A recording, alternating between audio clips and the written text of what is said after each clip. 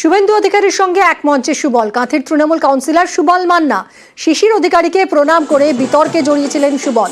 বিতর্কের জেরে পুরসভার চেয়ারম্যান পদ খোয়ান সুবল মান্না। এবার শুভেন্দু অধিকারীর সঙ্গে এক মঞ্চে দেখা গেল সুবলকে। ক্ষুদিরাম বসুর জন্ম জয়ন্তীর অনুষ্ঠানে এক মঞ্চে দুই নেতা। রাজনৈতিক সৌজন্য বলছেন শুভেন্দু সুবল। প্রাক্তন চেয়ারম্যান আপনার সঙ্গে আজকে না, উনি ক্ষুদিরাম বসুকে মালা দিতে এসেছেন, এতে রাজনীতি খোঁজার কোনো কারণ নেই। আমার সঙ্গে আরো কাউন্সিলর এখানে আছেন।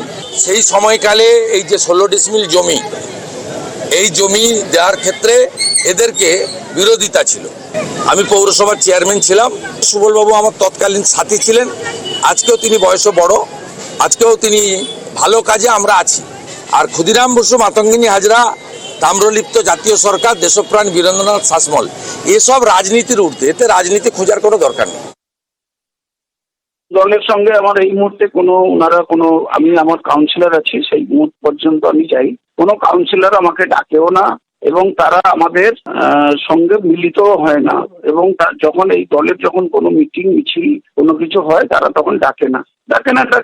আমি অচ্ছুত হয়ে গেছি। শিশিরবাবু আপনার বাবার থেকেও হয়তো বয়সে বড়, হয়তো প্রণাম করেছি তাকে, তার জন্য আমাকে এই খেসারত বহন করতে হচ্ছে। তার জন্য আমি কুণ্ঠিত নয় এবং আমি মাথা নিচু করবো না। তিনি যদি দেখে তার জন্য আমার খেসারত যাবে, তাই আমি কারোর সঙ্গে মিশতে পারবো না।